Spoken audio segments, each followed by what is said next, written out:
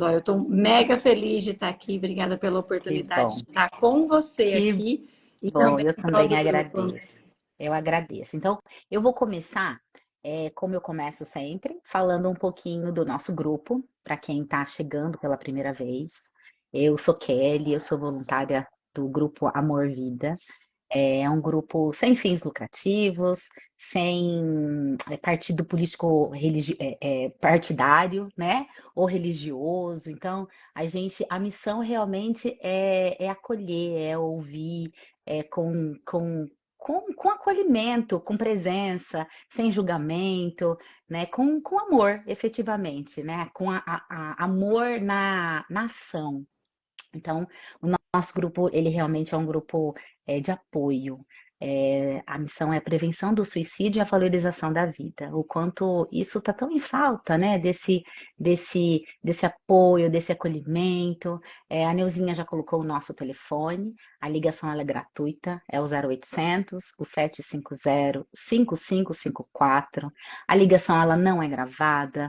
Nós não temos identificador de chamadas. A pessoa ela não precisa se identificar.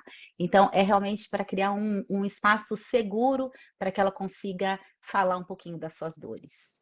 Temos também o GAES, que é o grupo de apoio aos enlutados por suicídio, é a família que fica, e já que é um luto assim tão particular, tão é, dolorido, né? Os lutos eles doem, né? De alguma forma, mas o luto por suicídio ele tem as suas particularidades. Então, apresentando o nosso grupo, a gente vai iniciar com a Patrícia. A Patrícia, ela está nesse movimento aí do autoconhecimento, é, de crises emocionais, o quanto a gente, muitas vezes, a gente vai por onde começar, né? O que que eu faço? Será que eu tenho recurso suficiente para isso? Será que eu preciso de coisas muito mirabolantes, coisas muito especiais? Será que eu tenho todos esses recursos mesmo, né? Então, o que que eu preciso? Então, a gente veio hoje, assim, trazer, a Patrícia, especialmente, veio trazer um pouquinho do conhecimento dela, o quanto que a gente se dispõe de tantos recursos e que muitas vezes nos momentos de crise a gente não sabe nem por onde começar. Então a gente precisa dar o primeiro passo e, e é aqui que a gente veio trazer essas informações, um pouquinho desse conhecimento, né? Então, vamos começar falando sobre crise emocional. O que é uma crise emocional? De que forma a gente pode definir Uma esse crise tema? emocional, né? Gente, uma crise emocional, se a gente for sentir no corpo os sinais, aquela, sabe? Aquele aperto, aquele ar que não passa daqui, ó, que você respira curto, que você puxa, parece que o ar não entra dentro do corpo. Parece que a costela aperta, parece que o coração não tem espaço. Então, uma crise emocional, num sintoma físico, né? Dores de cabeça constantes, começa a ter paralisia no corpo. É um problema aqui, é um problema ali, outro problema lá, outro problema não sei na onde. Você vai ver, você não encontra da onde vem a causa das suas dores, dos seus problemas físicos. Geralmente isso está muito relacionado. Às vezes tem gente que fica. Eu tenho uma cliente que ficou um ano buscando um problema de saúde dela e não encontrava, né? E depois de um ano ela descobriu que era emocional. Eu falei, puxa, legal, né? Pelo menos descobriu. Então a gente começa a perceber primeiro os sintomas físicos. É porque é o que a gente consegue ver, enxergar, sentir. É o que os nossos cinco sentidos alcançam. Então, tudo que os nossos cinco sentidos alcança, a gente tem a tendência de estar mais sensorial, mais perceptivo e é mais real. Então, se eu tô vendo que isso aqui é laranjado, isso aqui é laranjado. Oi, filhotinho, ó meu filho me dando oi. Oi, meu amor. Se eu vejo que isso aqui é laranjado. Ninguém vai me convencer que isso aqui é azul. Então, os sintomas físicos, por exemplo, se eu estou escutando um barulho alto, ninguém vai me convencer que o barulho é baixo. Por quê? Porque eu estou percebendo que o barulho é alto. Então, quando eu vou para os meus cinco sentidos, eu sinto o cheiro. Se eu estou sentindo sentindo um cheiro de caatinga, ninguém vai me convencer que aquilo é cheiroso. A maioria que está junto comigo vai sentir que aquilo ali é fedido. Então, quando a gente pensa nas crises emocionais, a gente primeiro olha para os sintomas físicos. Porque a gente tem os sinais, né? Do que são esses sintomas emocionais físicos, reais. Você não tem como negociar. Você tá sentindo, seu pescoço está travado, você não consegue virar para o lado, você não consegue se espichar naturalmente, então você tá, né? Lógico que a gente tem que descartar, quando a gente vai no médico, descartar todas as doenças possíveis aí, né? Que às vezes é uma doença mesmo. Nós estamos falando de crise emocional. Tirando a parte do físico, que você pode reconhecer nas suas sensações, existem alguns sinais, como, por exemplo, mudança de humor intensa. Você tá aqui de um jeito, tipo, de repente, você vê o negócio, você lembra de um negócio, começa a chorar, que é o que a gente chama de gatilho emocional. Você vê sei lá, um negócio que te lembra alguém e aquele alguém que não faz parte mais, você começa a chorar. Então, esse é um movimento de crise emocional. Você começa a se isolar, você não quer mais fazer parte dos grupos, né? Você começa a não ter interesse mais por nada, coisas que para você tinham um interesse enorme, que você amava fazer parte, você não tem mais vontade. Você tem pensamentos negativos muito recorrentes. Só que tudo isso que eu tô falando, como esses outros sintomas, são sinais que você precisa estar mais atento para você perceber, né? Dificuldade para você interagir nas relações sociais. Então, tudo isso vai para um lugar dessa crise emocional também. Então, esses são alguns sinais, né? Isso reais e os outros que você precisa estar mais atento, assim, para você perceber se é mesmo uma crise emocional, vamos dizer assim, né? Enquanto você falava assim, eu vejo assim o quanto que é aquela desconexão da gente. A gente vai se desconectando, parece, do que a gente sente, porque a gente vai negligenciando muitas vezes. Tem coisas que são palpáveis, tem coisas que a gente realmente sente, mas tem coisas que parecem. Será que é realmente isso? Esse sentimento, por exemplo, de vazio. Vazio do quê? Eu não sei nem onde encontrar, vou preencher com o quê? E aí a gente vai preenchendo, né? Cada um fazendo as suas escolhas, nem sempre assertivas, mas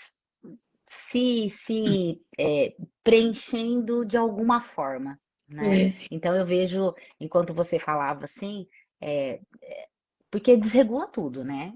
Desregula o sono, o apetite, o humor, as relações. Parece um dominó, vai caindo, né? isso. Vai.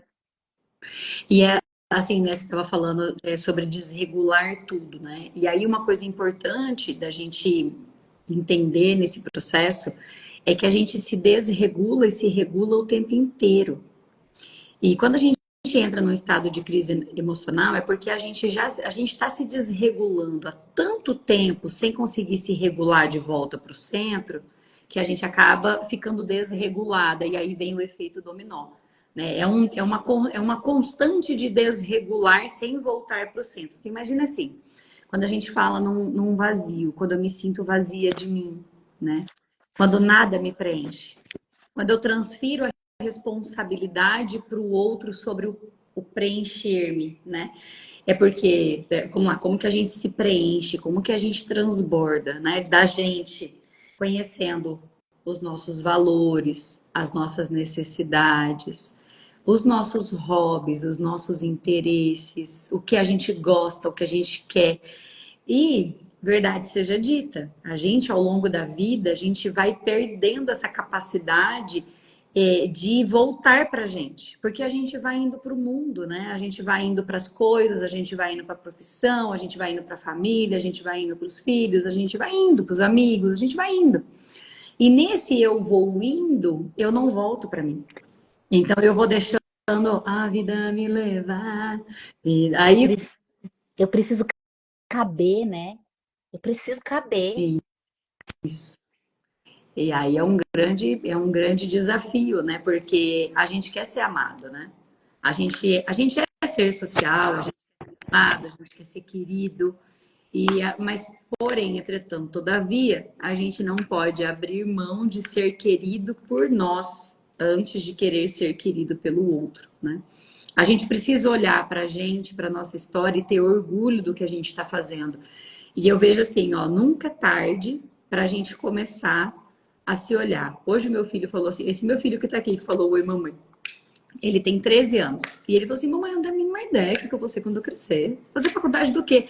Falei, calma, filho. Ixi, calma, não tá na hora não, relaxa. Se você for um menino esforçado, dedicado, você vai se dar bem em qualquer coisa que você for fazer. Calma, vai dar tudo certo. Confia, confia na mãe. Aí ele, mas não sei o que, eu tenho a mínima ideia e tal. Aí eu falei assim, filho, eu descobri o que eu queria fazer da vida aos 30, mais de 30 anos. Enquanto isso, eu só sobrevivi. Né? Então, assim, eu vejo, cara, pessoas, eu atendo pessoas aqui, Kelly, com 50 anos se descobrindo. Eu atendi uma senhora esses dias atrás que ela estava saindo da família. E, assim, saindo que eu falo, não estava separando nem nada, não. O filho cresceu, foi para a vida, foi fazer faculdade. O marido trabalhando muito e ela sobrou, ela não sabia o que fazer. E aí a gente foi fazer esse trabalho de resgate, né? De resgate desse ser, né? Menina, que coisa linda você saber que você, não importa quantos anos você tenha, não importa a fase, o momento de vida, você pode começar o seu resgate. Toda hora é hora, todo dia é dia de começar o seu resgate, né? Então a gente tem essa, que nem você falou, será que é muito difícil?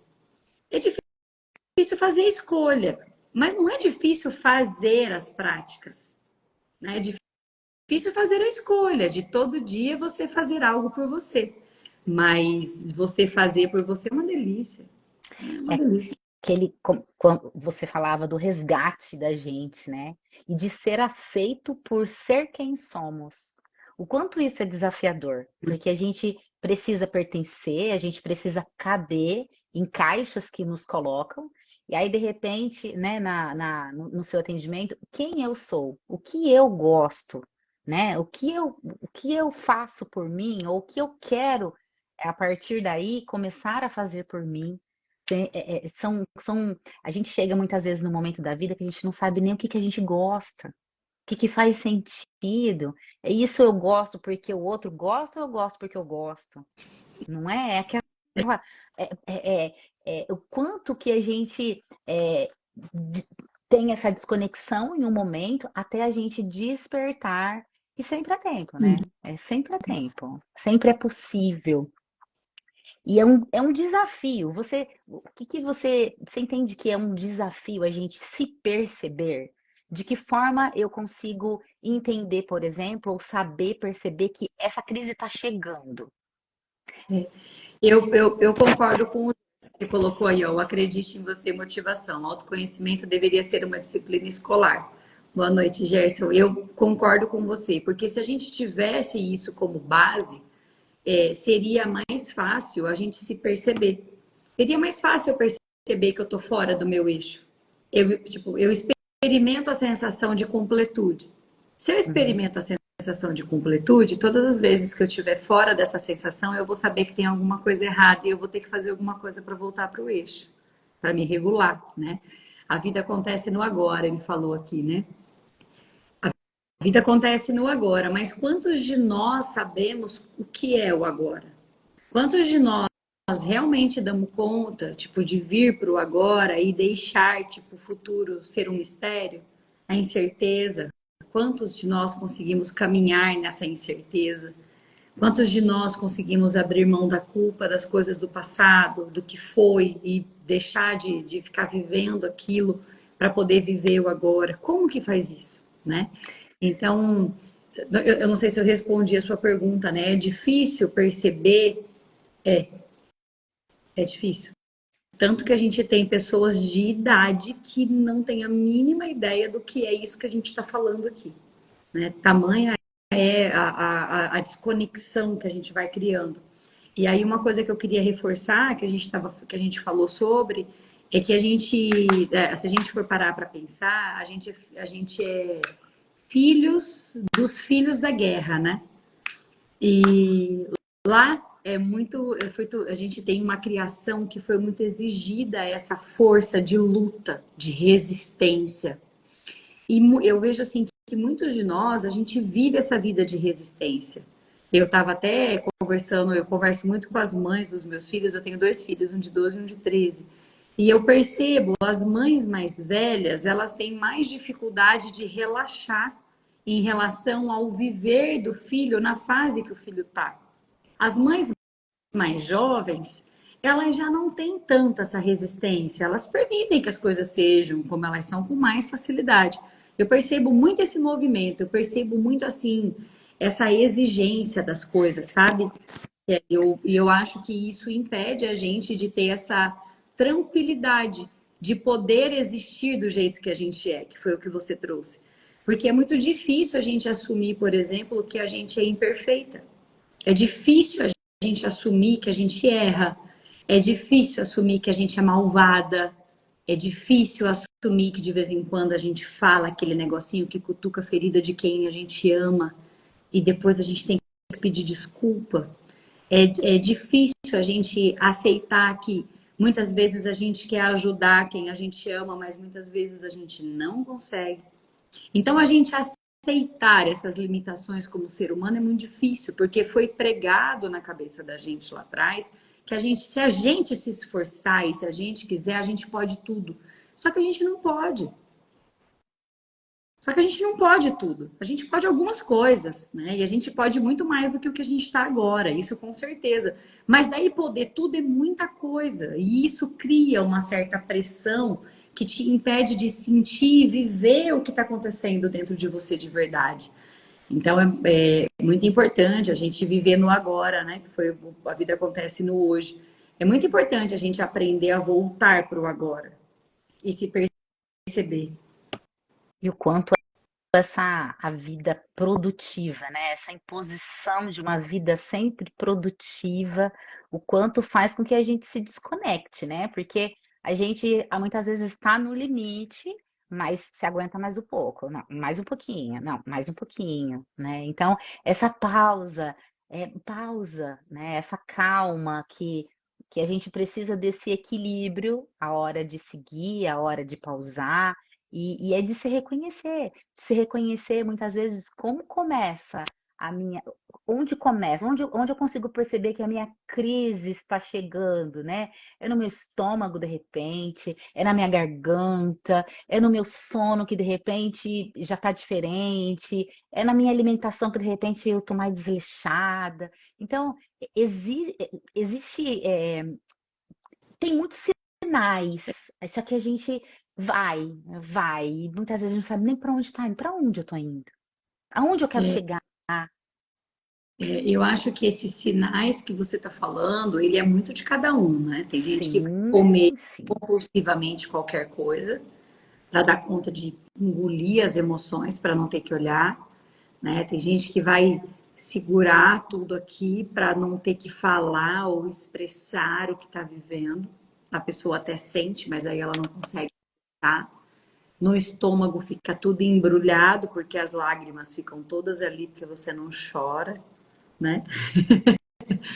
A cabeça começa a doer demais porque você se desconectou da sua verdade pessoal. Então a gente tem os sinais, você falou do sono, né? Cada pessoa é de um jeito. Tem gente Sim. que não dorme a vida inteira.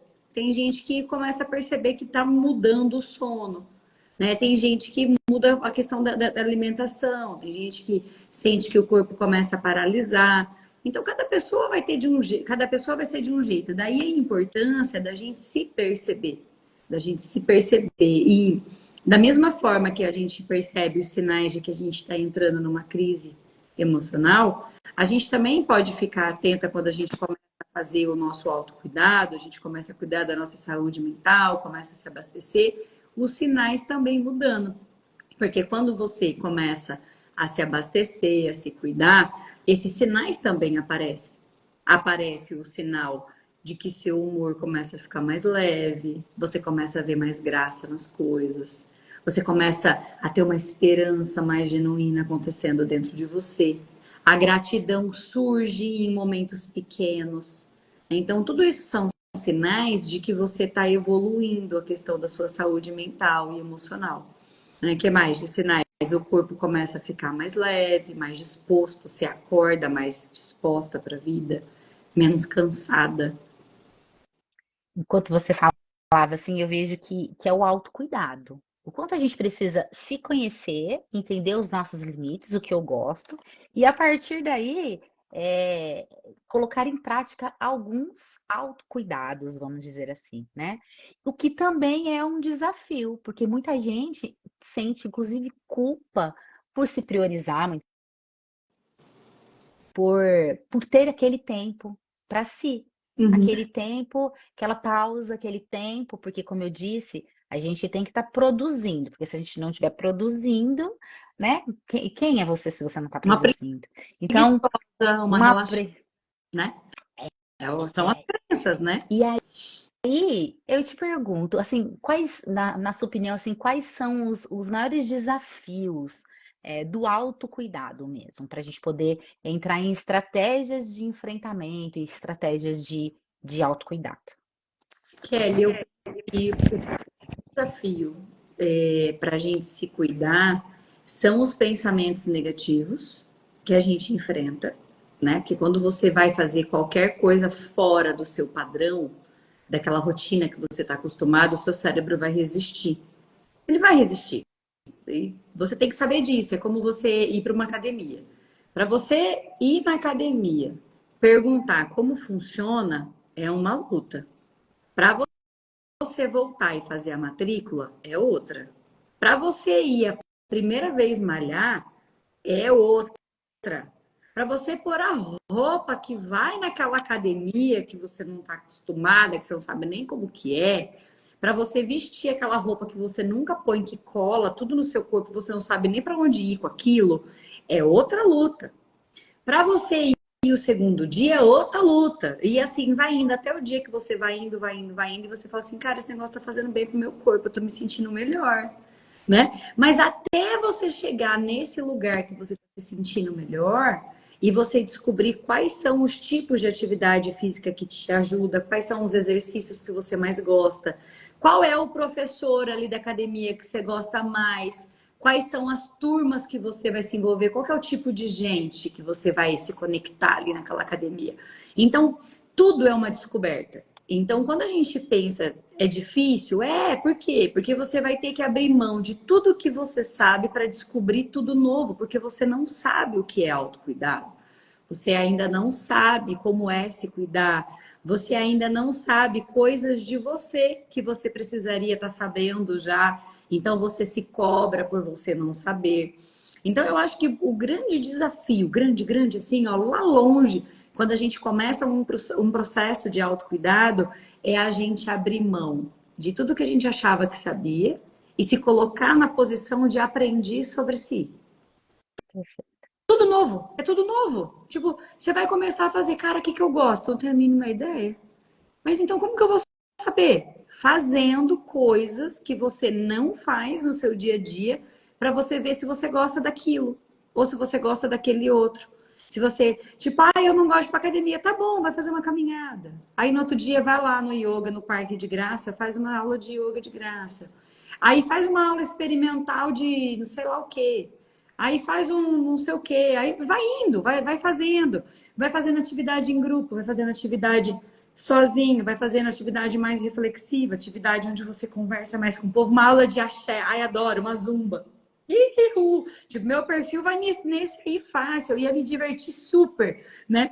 Então, o tanto que na minha academia, a vida inteira, um sofrimento lascado fazer aula de musculação, porque eu ficava sozinha lá. E aí o povo, ai, para de conversar, porque quem tá fazendo musculação quer ir lá fazer o exercício, fica quieto, quer fazer o exercício dele e ir embora. E eu queria ficar conversando, não achava ninguém para ficar conversando comigo. Gente, eu ficava arrasada, achava um saco ir na academia. Aí eu comecei a ir numa outra academia que é em grupo. Menina, que alegria! Aí eu já fiz amizade com um, já fiz amizade com outro. Aí final de semana já começa a encontrar, depois esse negócio de academia pode ser legal. Né? Então você começa a se descobrir. Você começa a descobrir as coisas que fazem mais sentido para você. E aí você vai, tipo, peraí, né? Tipo, acho que esse negócio aqui pode ser legal, acho que eu vou lá fazer uma aula. E aí tem uma coisa assim, né? Tipo, vou lá fazer uma aula de, sei lá, dança gaúcha. Essa semana retrasada, eu e meu marido, esse mês passado, a gente começou a fazer a aula de dança. E aí a gente foi lá, a gente chamou a aula. Mas assim, a gente poderia ter odiado. E a gente, tipo, teoricamente, a gente Uhum. precisava ter continuado.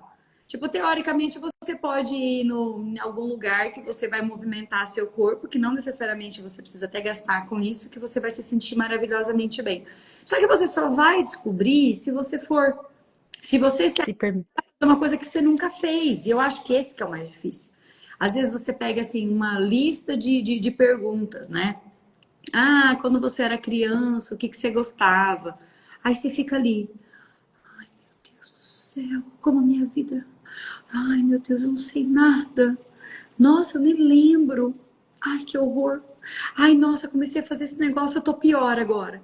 Ai, a pessoa desiste, né? Mas por quê? Porque é muito difícil a gente entrar em contato com a incerteza. É muito difícil a gente entrar em contato com as dúvidas, né? É muito difícil. Então, poxa, um desafio diário. Às vezes eu faço terapia há 13 anos, gente. E eu vivo essa profissão que eu vivo há 7 anos. E aí, às vezes, eu vou mudando o estímulo, né? Porque eu acredito nisso. Eu acho que a gente tem que ir mudando o estímulo e tal. E agora eu estou numa abordagem que é a psicanálise. A terapeuta faz umas perguntas para mim. Aí eu olho pra cara dela e falo assim, gente, eu achava que eu sabia isso de mim. Olha só, não tô sabendo, não sei responder. Aí eu falo, essa daí eu não sei, cara, que legal. E aí eu fico, mas assim, hoje eu tô acostumada com o processo de me descobrir, de ser essa aprendiz de mim. Então, quando alguém faz uma pergunta para mim que eu não sei responder sobre mim, eu falo, vou meditar sobre isso. E eu fico toda empolgada, mas isso é hoje, depois de 13 anos. Mas no começo, eu lembro que eu ia para sessão de terapia, são palpitando, porque era um lugar tão desconfortável, era tão desconfortável sentar naquele sofazinho e eu ter que ficar pensando coisas que eu nunca pensei na minha vida, né? E depois eu ter que ainda aplicar as coisas, eu falo, meu Deus do céu, como que vai ser isso? É um desafio, não é uma tarefa fácil. Né? E a gente ilude, né? Se ilude achando que é uma coisa, tipo, ai, autoconhecimento é tudo, vocês precisam fazer, maravilhoso. É, realmente é. É Mas existe um, também. É também. mas tem um Mas tem um processo de processo. responsabilidade aí, né? Enquanto você falava das incertezas, né? O quanto que eu percebo, a gente, essa incerteza, né? Eu não sei, o quanto que a gente precisa ter o controle de alguma forma, né? Faz parte, a gente quer o controle. Então, as incertezas, e aí? Mas, e falando, inclusive, as desculpas que a gente dá para não fazer o que a gente não faz. Então, enquanto você falava realmente a cabeça, né? O quanto a mente te sabota muitas vezes, ela não permite, porque você tem que ser boa naquilo para você começar a fazer. Então, assim, não, eu tenho que aprender a fazer. E aí esse perfeccionismo, muitas vezes, essa alta produtividade, o quanto vai nos desconectando, não nos permitindo conhecer, ser aprendiz da gente mesmo, descobrir o que eu quero. E quando você falava da terapia, o quanto nos desarruma, né? Nos desarruma, nos faz refletir. Isso demanda uma energia, mas às vezes as pessoas acreditam que é ir na terapia, não, ok, tá tudo certo. Não, é visitar aqui dentro, estar de frente com você, né? Um holofote para aqui dentro, para as coisas que eu vivo, para as coisas que eu sinto. O quanto demanda energia. O quanto que muitas vezes você sai exausto, cabeça cheia de coisa para pensar, para responder para você mesmo. Então, é um Um longo desafio. processo, né? É todo um longo É um... processo. E respeitar o Né? processo. E respeitar o processo. A gente quer pular de etapa, né? Sair do nível 1 para o nível 5 assim. Mas respeitar esse processo. É o nível 2 depois o nível 3 e assim a gente vai Isso caminhando, né? mesmo. É, Eu ainda e acho que a terapia não desorganiza a gente. A terapia faz a gente ver a nossa desordem. sim. Aí Mas você. eu digo assim, a mente, ela fica ali um turbilhão muitas vezes, e é nesse sentido, da mente ficar ali tentando colocar as coisas nas prateleiras, ou tirar, ou mudar de lugar, o quanto que a gente demanda um tempo para a gente poder organizar aí o que foi mexido. Tava ali quietinho muitas vezes, sem acesso. Então tava ali. E aí você de repente dá uma mexidinha ali, você precisa de um tempo de elaboração, um tempo para organizar ali na prateleira correta, ou tirar da prateleira porque não te serve mais. É, E desapegar, né?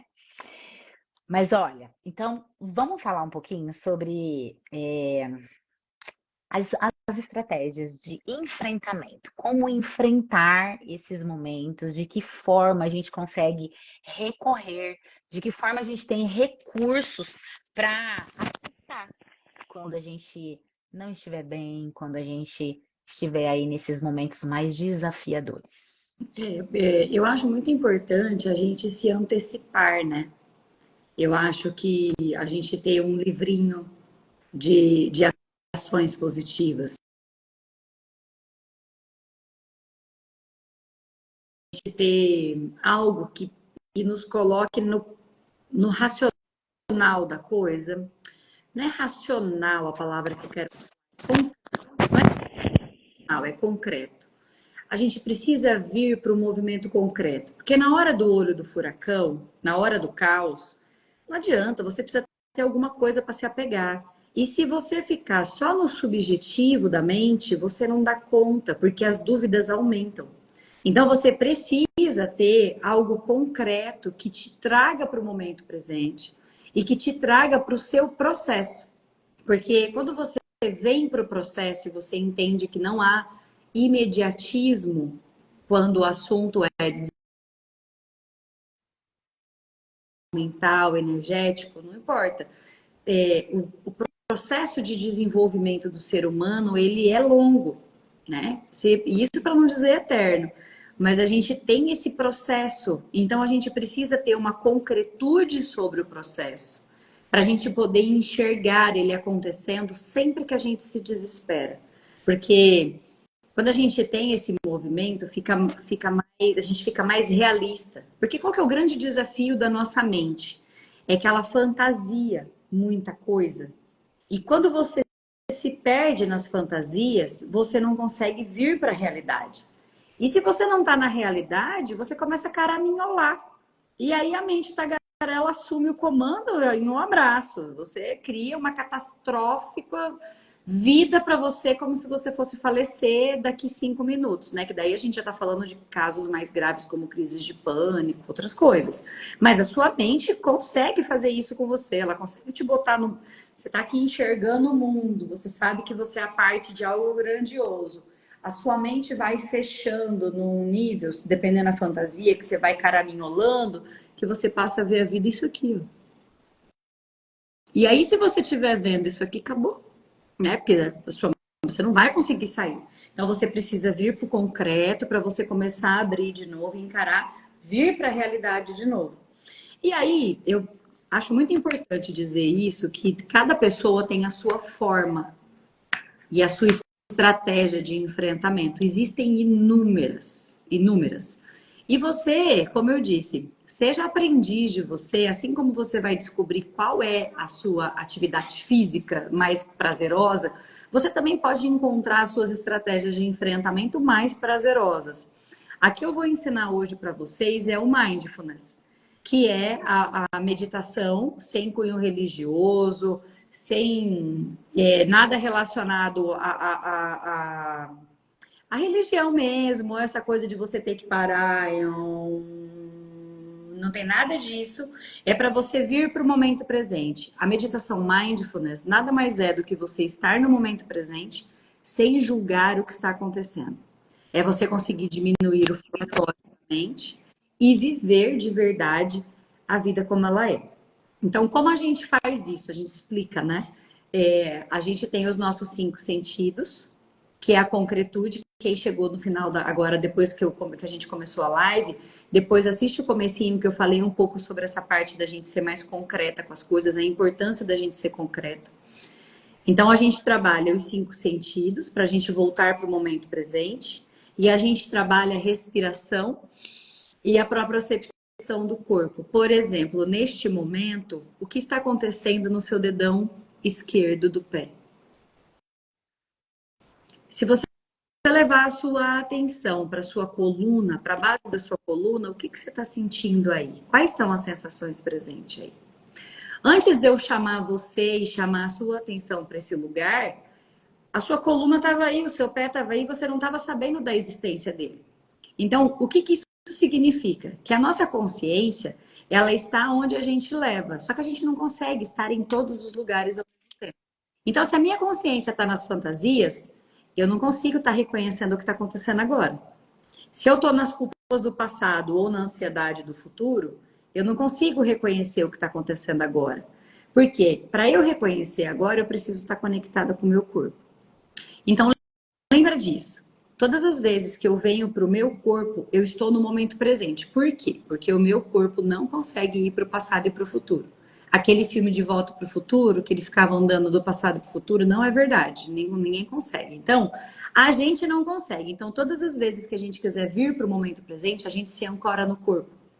Reconhecendo o nosso corpo, trazendo consciência para os nossos 5 sentidos e respirando.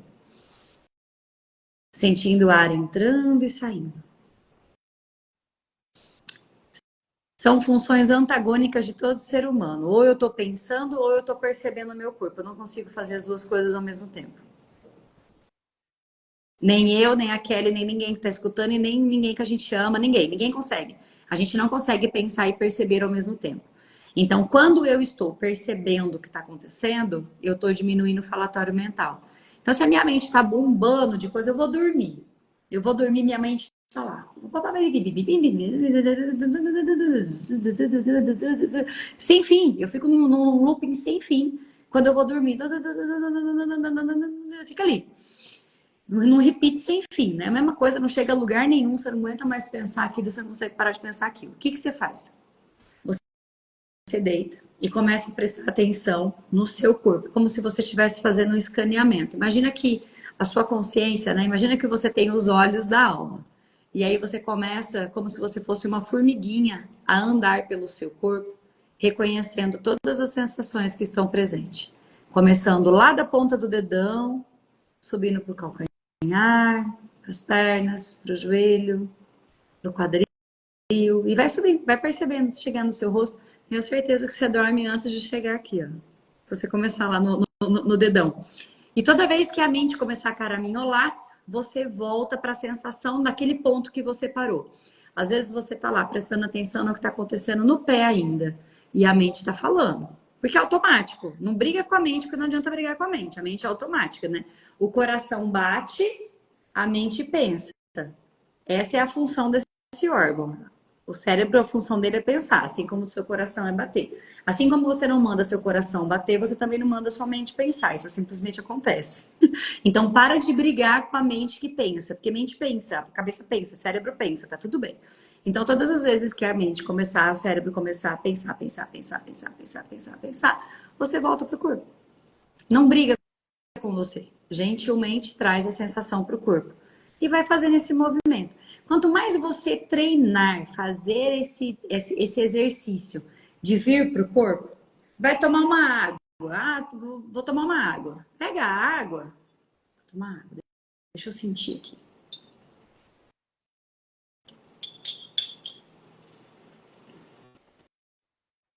Sente a água.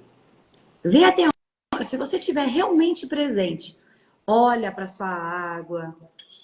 Toca, lembra dos 5 sentidos? Toca. Aí você se prepara para dar o gole, ó.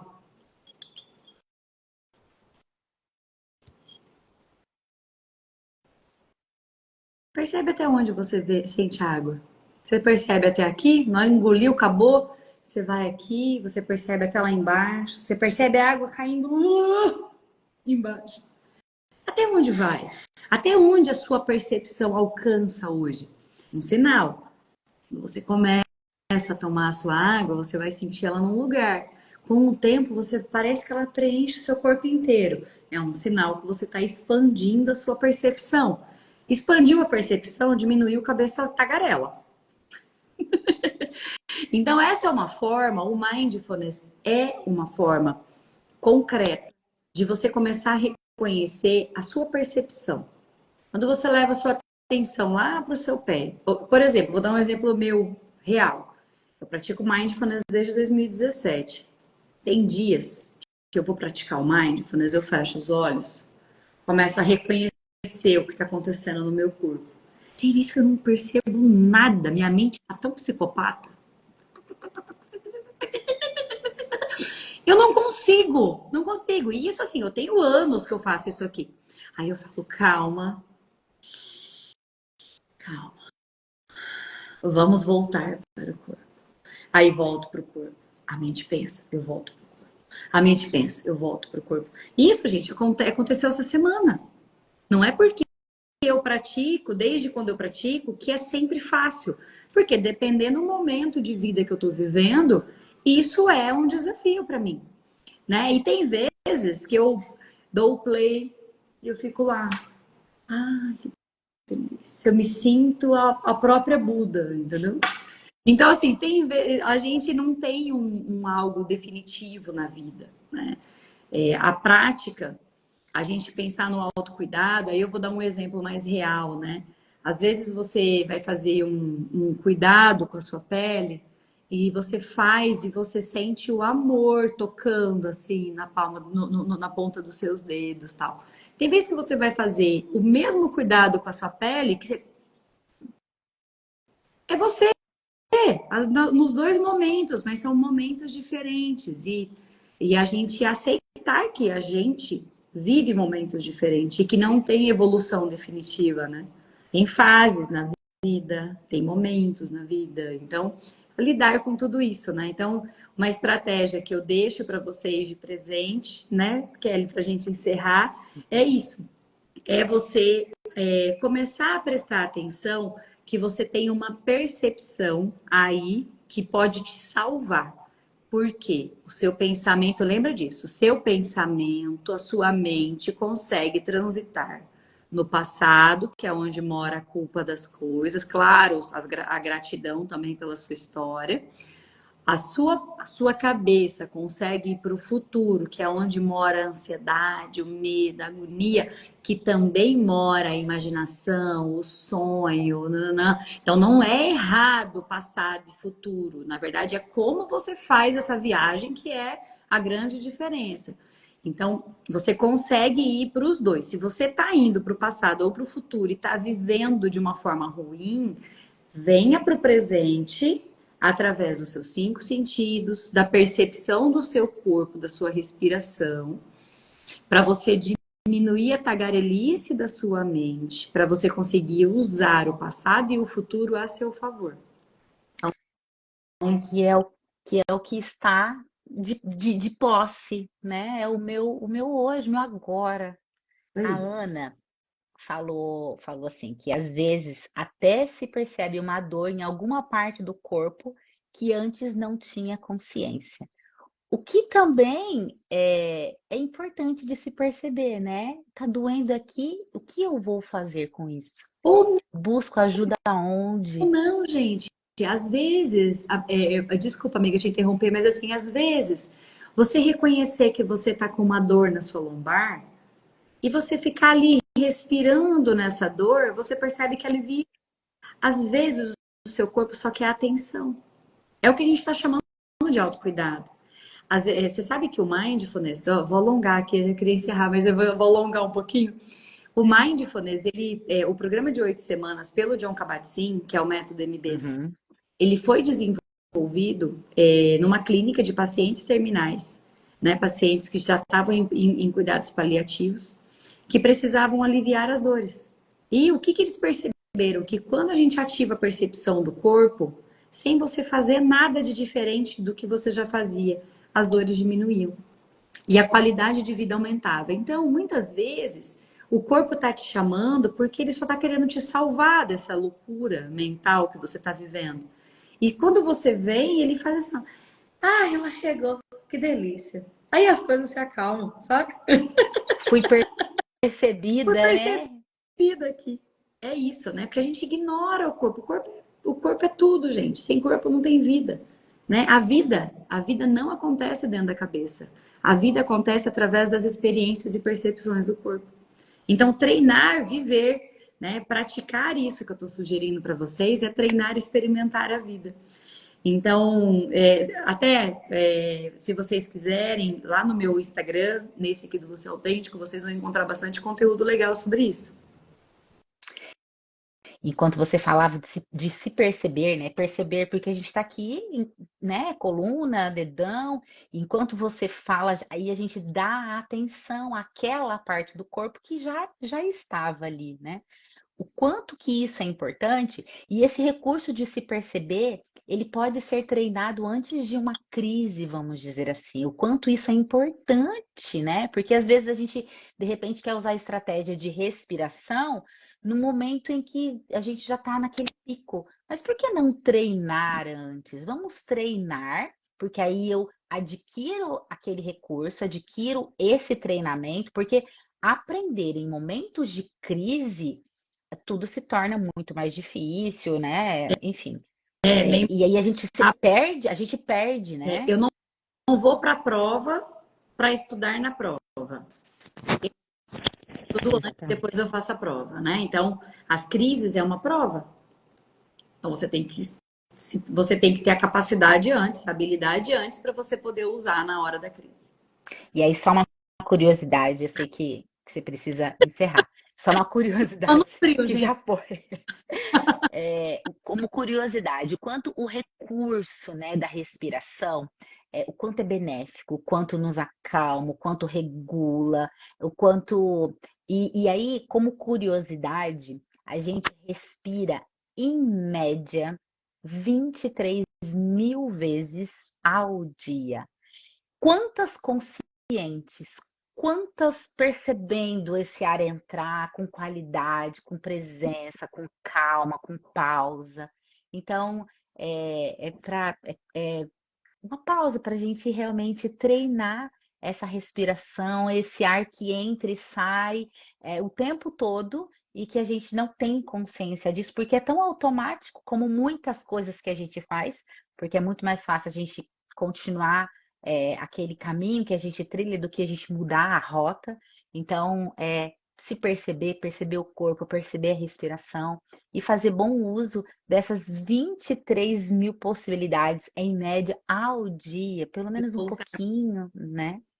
Voltar para a gente 23 mil vezes. oportunidades de voltar para o momento presente a gente tem por dia.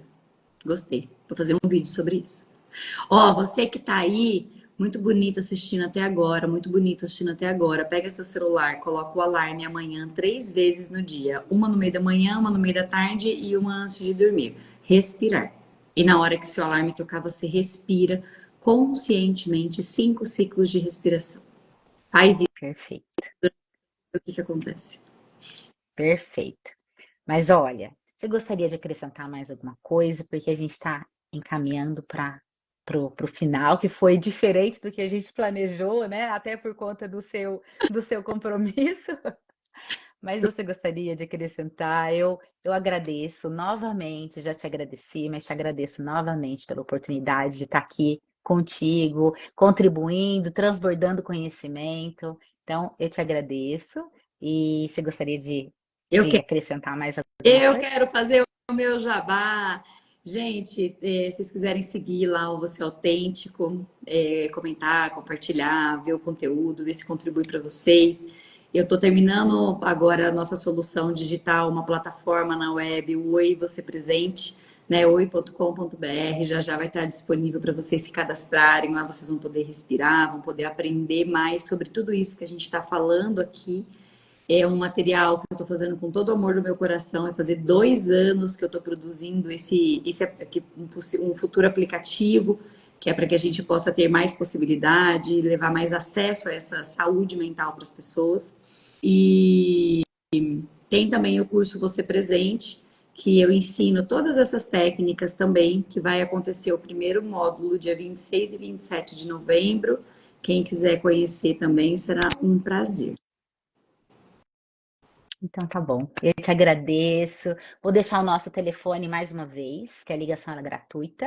O telefone do Grupo Amor Vida. Sempre tem um voluntário das 7 horas da manhã às 11 horas da noite para poder atender com sem julgamento, com acolhimento, com amor, com respeito pela história de cada um. Sem Bina. Então eu agradeço. Oi? E sem Sem Bina. sem BINA, sem identificador, Oi. sem a pessoa ela não precisa falar o nome se ela não quiser. Então, para que ela realmente se sinta em um ambiente seguro, tranquilo, de acolhimento, de escuta, de amor. Então, eu agradeço mais uma vez você estar aqui comigo. Agradeço a todos que estiveram até agora e uma boa noite a todos, uma boa semana. Beijos. Beijo. Tchau. Tchau.